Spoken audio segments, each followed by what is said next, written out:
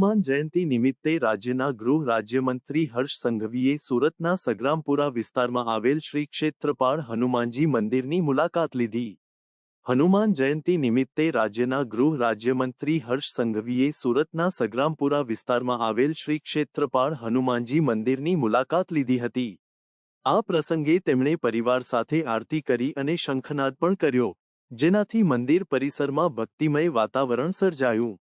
શ્રી ક્ષેત્રપાળ હનુમાનજી મંદિર સુરતના સૌથી પ્રાચીન મંદિરોમાંનું એક છે, જેની સ્થાપના લગભગ 450 વર્ષ પહેલા છત્રપતિ શિવાજી મહારાજના ગુરુ દ્વારા કરવામાં આવી હતી। આ મંદિરની વિશેષતા એ છે કે તેના નીચે એક સુરંગ બનાવવામાં આવી હતી, જેનો છેડો તાપી નદીના તટ પર ચોક બજાર ખાતે નીકળતો હતો। આ સુરંગ આજે પણ સાચવીને રાખવામાં આવી છે।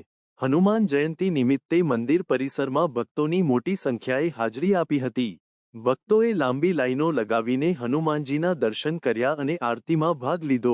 મંદિરના પવિત્ર વાતાવરણમાં ભક્તિ અને શ્રદ્ધાનો માહોલ જોવા મળ્યો। આ પ્રસંગે રાજ્યના ગૃહ રાજ્યમંત્રી હર્ષ સંઘવીએ જણાવ્યું હતું કે આવા પવિત્ર તહેવારોમાં ભાગ લેવું અને ભક્તિમાં જોડાવું ખૂબ જ આનંદદાયક છે। તેમણે ભક્તો સાથે વાતચીત કરી અને મંદિરના વિકાસ માટે સરકાર તરફથી શક્ય સહાયની ખાતરી આપી। રાજ્યના સૌ નાગરિકોને હનુમાન જયંતીની ખૂબ ખૂબ શુભકામનાઓ।